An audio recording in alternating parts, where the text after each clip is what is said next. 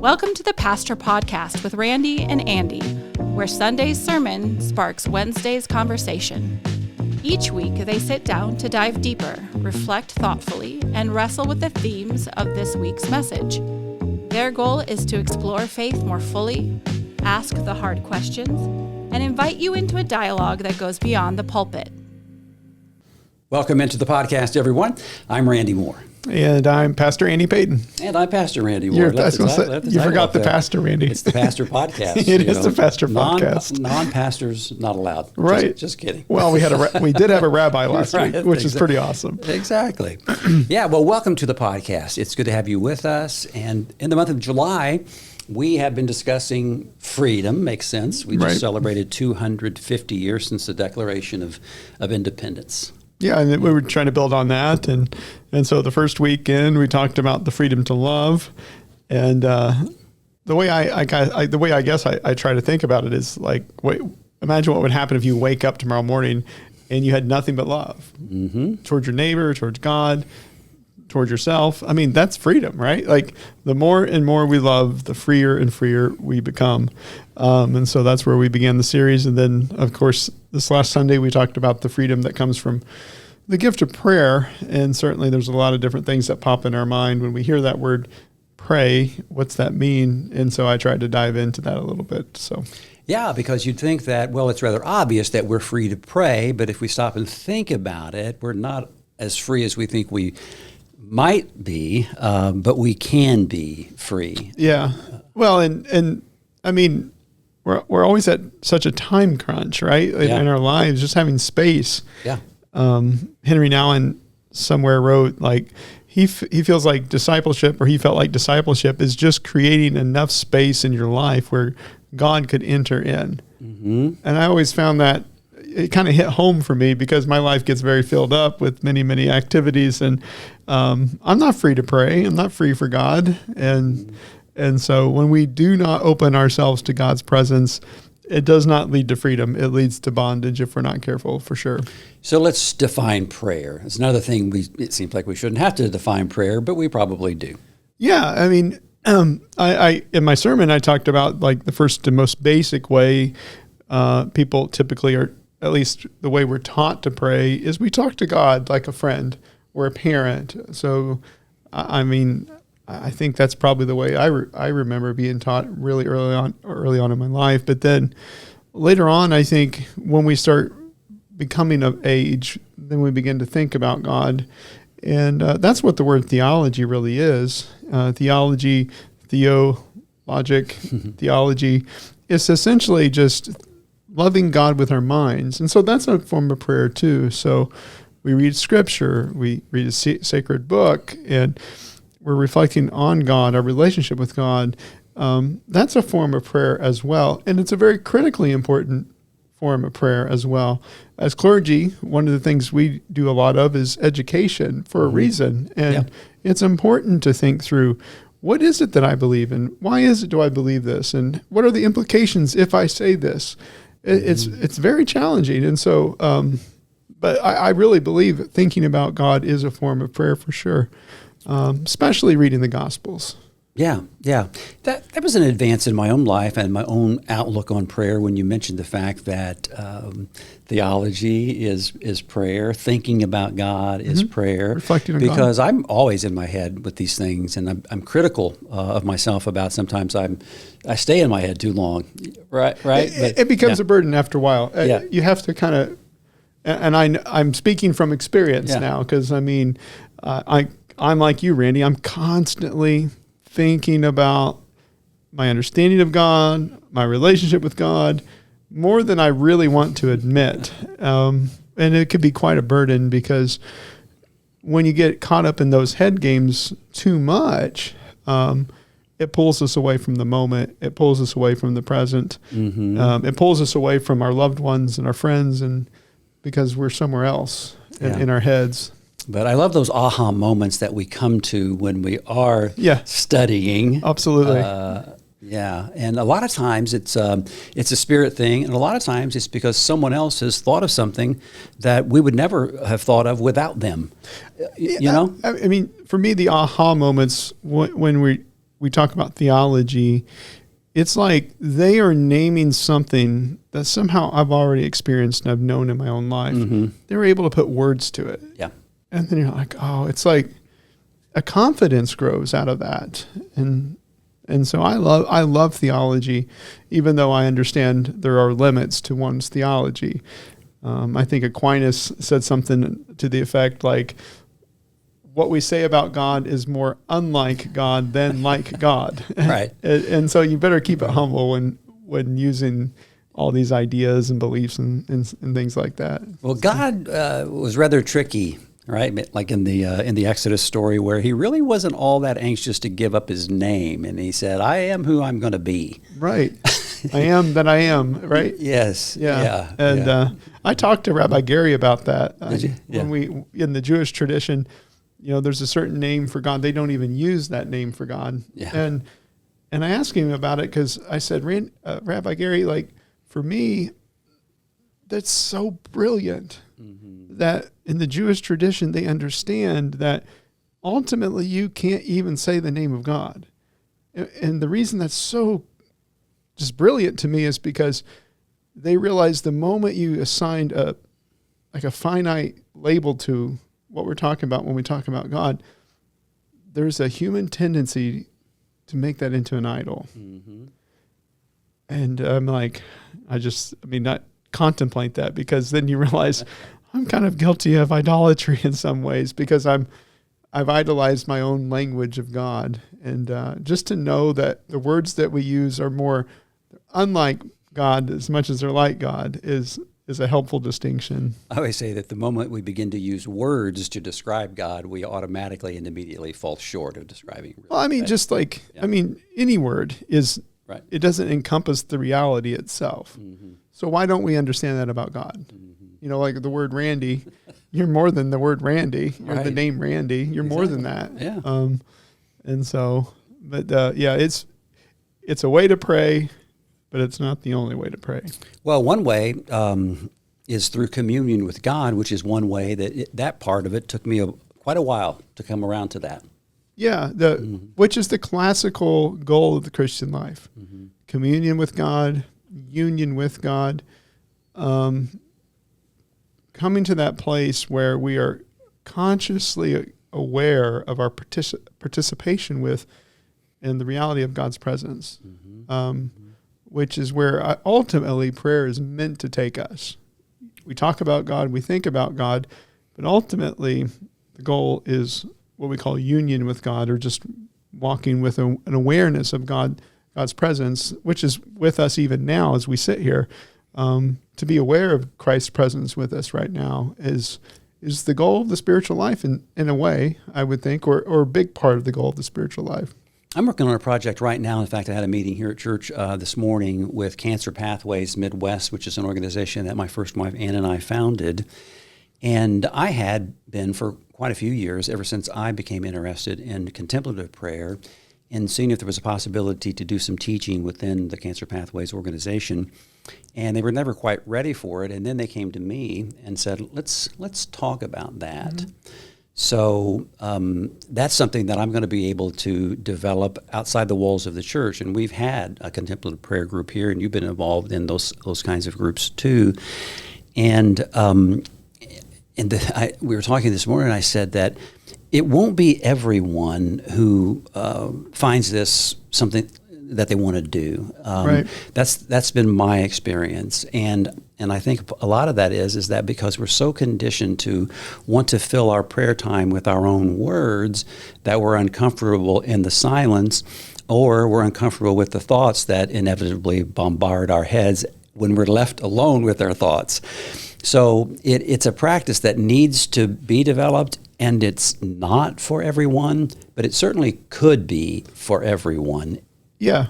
I mean, contemplation as the practice of silent prayer is not necessarily for everyone. Mm-hmm. Contemplation in the sense of becoming present to the presence of God is for everyone, mm-hmm. by virtue of the fact that we're made in the image of God and created to have relationship with God. At least in the Christian mindset, it is for everyone. Mm-hmm. 'Cause I think sometimes we we define contemplation, we narrow it sometimes. And yeah, I mean, I practice silence. I absolutely practice silent prayer, and it's been so helpful to my own spiritual journey, 100%. But the idea of contemplation is like, you could be contemplating God walking through Westman Woods. You could be contemplating God driving on the Lloyd Expressway. You could be contemplating God. I mean, it's not you're thinking about God as much as you're just aware of the sacred presence with you. And I would say that contemplative prayer is training for that very thing. Yes, it's just training a person to get used to living the contemplative life. Absolutely, which is this idea of union with God. And before people are like, I don't know about that. If you look at some of the early Methodist doctrines and the documents, they 100% were talking like this. 100%. I mean, one place I would point out is John Wesley's Plain Account of Christian Perfection, where the phrase he uses repeatedly throughout that document is happy in God. The Methodists are happy in God. They're aware of and they're finding their joy in God's presence. That's the goal of the Christian life. That's the goal of the sanctified life. It's not this moralistic thing that we've created as much as it's this experiential knowing that we're really shooting for. And I mean, if nothing else, that would be my goal as a pastor, is just to convince people of the reality of God's nearness. I think ultimately that's the goal of preaching, teaching, prayer, is just that become convinced and experience that nearness that's always there. I shared this with you, and I don't know whether I shared it in the podcast, but Sam Harris, one of the new atheists, he's my favorite atheist, he'd make a great Christian. He meditates, and he made a comment on his podcast that most 21st century Americans couldn't focus on a flower for 30 seconds. And that says a whole lot about the difficulty that we have with all the distractions that we have, and those distractions are ever increasing. And that's what it is. It's that can we focus? Can we notice first a simple flower and contemplate that for 30 seconds?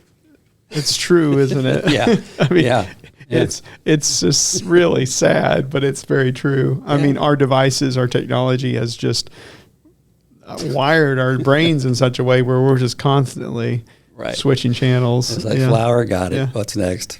It's no wonder we struggle with anxiety so much. When your mind is switching channels that quickly, what's next? What's next? What's next? I mean, that's not freedom, right? Like, that's a burden to live like that, for sure. And that's Cancer Pathways' interest in this as another coping mechanism for cancer. And I'm cool with that, more than cool with that. Absolutely. It can definitely help. Yeah. Yeah. Okay, so community with God, one of the ways we define prayer, and you came up with a diagram, and it was very sophisticated. You mentioned that. Well, maybe Maggie can put it in post, but you can describe it anyway. My bubbles, the bubbles. And on one side of the diagram was one big bubble, and then on the outside of that bubble was another smaller bubble, and the way I was trying to explain it was that's how many of us live our lives. And that big bubble, from a spiritual perspective, of course, is God, Christ, whatever label we use for the sacred. That's the big bubble. And then a lot of the times we're like that little bubble and God's somewhere else, right? And I find that interesting because I think so much of our lives, they're lived that way, as if God were somewhere else. And maybe another way to think about it is we think that our fulfillment is going to be somewhere else. That if we just do this, or we just do that, or try a little harder, then we're going to find the happiness that we're longing for. And so in the modern world, in the Western world, we're constantly living by the tyranny of the performance principle. And it's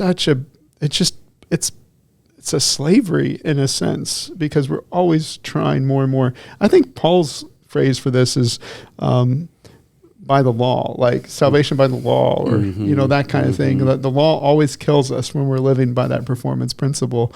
And so what prayer is trying to do is to help a person see that the two bubbles are not separated, that in fact they're connected. And the fulfillment we're looking for is here and now. And the fulfillment, of course, is the sacred. The fulfillment is God's presence, Christ's presence. And what prayer is trying to help us to experience on a very more routine way is to experience that life and that presence within us. And from there, we find our fulfillment.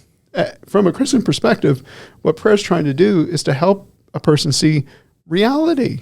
Mm-hmm. And secular is not reality. But yet we've been conditioned to live in this false reality of the secular world where God is somewhere else. And what prayer is trying to do is to help to see how our lives intersect with that bigger bubble, the presence of God. And then not only that, our lives intersect with all the other bubbles too. because we're one in God, we are connected to one another as well. I mean, that's the best image I can come up with. But that idea of the performance principle, it's in the secular world. It's certainly, I cannot say enough about how it's in the religious world too, where it comes out as believe harder, try harder, pray more, do more, wave your arms around maybe and worship a little more. Not that any of that's bad, but when it's done in such a way where you're trying to earn that fulfillment and it's not helping a person become in tune with the sacred dimension within their lives, it has devastating consequences, Randy. I just can't go on and on about that anymore because it just, and again, I'm speaking from my own experience because whenever early on in my journey, especially, and to an extent even now, when I'm not feeling happy or fulfilled or, I don't always feel near to God, I think something's wrong with me. And then I think immediately then, okay, I need to try harder to fix this. Right. And what the gospel is trying to teach us is, no, God's with us and for us even more than we are with and for ourselves. Well, at the risk of defining God, I believe that this is a definition that folks need to understand today. And it is it's an old definition and it's a new definition. I've got 2 grandsons with me this week. I had another grandson and a granddaughter with us last week. And I don't push any of they're young enough. I don't push any of this on them. But I wonder if they asked me, who is God or what is God? What would I say to a 7-year-old? I don't have that answer quite yet, but it's something connected to what you're describing. It's not an old man with a beard sitting on a cloud somewhere else. It's more about reality. And somehow, I think even a child will be able to grasp that. Children seem to be naturally in tune with this. Mm-hmm. The sacredness of life, the gift of life, the wonder of existence, all of this. They're more in tune with it. And then the older we get cultured out of that reality. Mm-hmm. And in a sense, that's the fall, right? We fall from the grace that we once knew, the innocence we once knew. And for kids, I think for young kids especially, they need a particular, somewhere to land, which is the Jesus story for us. God loves us like Jesus. Let's talk about those stories about Jesus. Uh-huh. And then as we grow, I think the idea here is what we start as particular in our lives begins to become more of a universal, where we realize, it's not just a story from long ago about some guy. That's a revelation of the living God, and that's the way God lives with me now. That's where the shift happens ultimately. I was here this morning, as I said, for that meeting, and I still had my mic pack with me from the weekend. I accidentally took it home with me, and so I was here for that meeting, and I had my 2 grandsons with me. So I said, come on up, and we'll go up to the balcony. I got to put my mic pack up there, and then you can see the sanctuary from up there. So we went up there. I just popped the mic pack back into the charger, turned around, and that light was coming through that red cross. Oh. And one of my grandsons said, "What's that T all about?" And I said, "Well, that's a cross." Yeah. He goes, "What's a cross?" And I said, "Well, that's a Christian symbol." So I was beginning to answer, but then that just ended. They went on to something else. Right. But had that conversation continue. And those are the kind of things I sort of look for, like naturally happens. Yeah. And you're ready to say something to it. Right. Absolutely. That's pretty cool. Yeah. What's that? What's that T? Yeah, that red, because everything was red up there. Because, right. Yeah, it's very red. I mean, but that's cute. So, yeah. I mean, we haven't gotten into the lesson at all yet, have we? No, so let's read it. The lesson could come from many places, but the lesson came from Philippians 4:4-7, and this is, of course, Paul writing to the church at Philippi, and he says, "Rejoice in the Lord always. Again, I will say, rejoice. Let your gentleness be known to everyone. The Lord is near. Do not be anxious about anything, but in everything by prayer and supplication with thanksgiving, let your requests be made known to God. And the peace of God, which surpasses all understanding, will guard your hearts and your minds in Christ Jesus." Mm. I love that passage. Mm-hmm. Meditate. Did I cherry pick it? 100%. Yeah. Was that the lectionary? No, it was not. Yeah. But I love the passage. The verse I connected with me the most, and all three of those verses are wonderful, but the one that connected was be anxious about nothing, but in everything with prayer and supplication, give your request to God. And the eye-opener was the word anxious and the anxiety word. And actually the Greek that Paul uses there, it's more than just like concern. Mm-hmm. I mean, on one level you read that passage and you think, well, I'm flunking the prayer life because I'm filled with concerns. I got concerns for family, the world, myself, everything, Mm-hmm. So Paul's saying I can't be concerned at all? No, that's not it. The word actually means like divided up. And what he's trying to say, in my opinion, is that be careful living our life in such a way that we become divided up to the extent that it pulls us out of that awareness of the nearness of God's presence with us. Mm-hmm. And the word, that same word that he uses, the Greek there, it appears in the Gospels in the story of Martha and Mary. Mm-hmm. It's a famous story, Martha's busy helping get lunch ready for Jesus, and Mary, the sister, sitting there just hanging out, listening to Jesus. And finally, Martha gets mad, and Jesus responds to her. He says, "Martha, Martha," and the word appears again. "You're worried about many things. Mary has chosen the better part, which is never going to be taken from her." Mm-hmm. And writers for centuries have looked at that passage and they've thought of it as what we're talking about today, the contemplative life. Mary has chosen the part that won't be taken from her. What Jesus is trying to say to Martha is that it's not that the service is wrong. Mm-hmm. It's that her inner life is divided up. It's pulled her out of the awareness of Christ being in their home with her. And then that becomes a great symbol for our lives today, because that's what happens to us. And the way that easiest and most simple, direct way I could come up with where it can happen is we get reactive. Someone says something that really triggers us. Mm-hmm. A feeling begins to bubble up. And then when we're in that reactive mode, we're no longer connected to Christ. We're no longer aware of the sacred dimension anymore. We're reactive. And another way it can happen, of course, is we get our lives just filled up, kind of what we talked about earlier as well. But the point here is we have this tendency to get divided up and pulled away from God.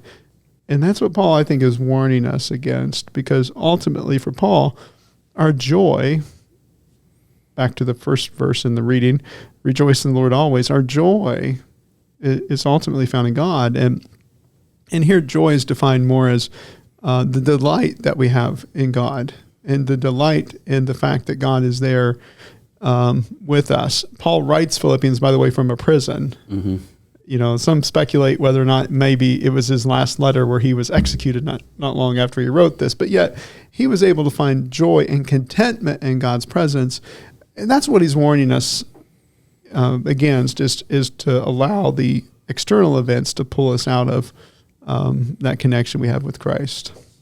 So anyway, yeah, that's the verse that spoke most to me. And to cultivate that connection with Christ then leads to what he calls a peace that surpasses all understanding. Now, that's another phrase that's important for us to think about, because he's not saying we're going to be on like Zen clouds of like calm always or anything like that. It's like, at least this has been my experience. The more I'm aware of God in my day-to-day life, the more I experience a sense of okayness, a deep okayness with life.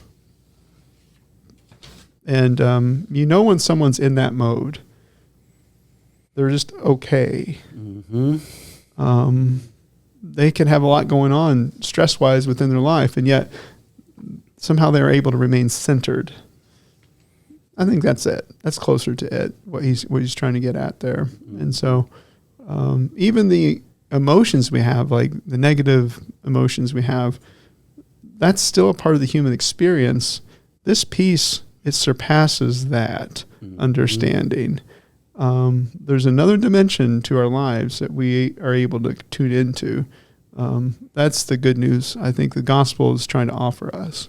So some practical advice for someone who wants to deepen their prayer life. Well, I suggested the life-giving list. I read about this and just find different ways that you are able to connect with life. God is the giver of life. It's kind of like a gratitude list, but it's also things that you can repeat and do. Sit in your favorite chair, listen to a song, say the Lord's Prayer. These basic people, places, practices that connect us to life. The one thing I didn't get into is how to practice the silence. I just didn't think a sermon is maybe the best way to get to talk about that. Well, I like to use an acronym when talking about praying, and I think it's right behind me here on the. Okay, yeah. It's I broke down the word pray years ago, where it's pause, relax, or rest, accept, and then yield. And that's kind of how I pray. And so first you pause, and then next you relax in the nearness of Christ.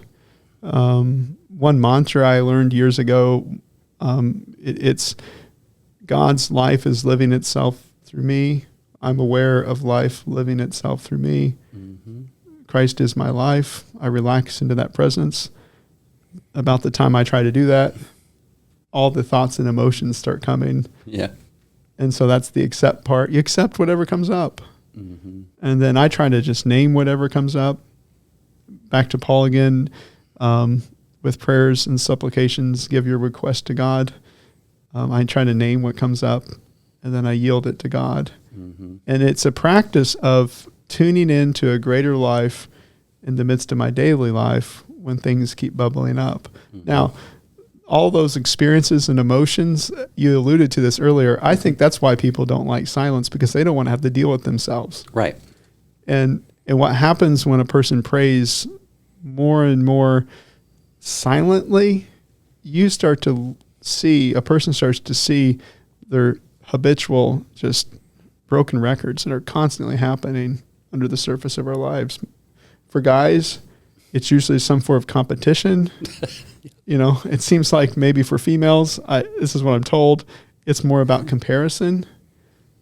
And what prayer is supposed to do is not to say we're bad for having competition or comparisons in our life. That's just part of the human experience. But it's to tune into this deeper life is what prayer is trying to help us to do on a more and more consistent basis.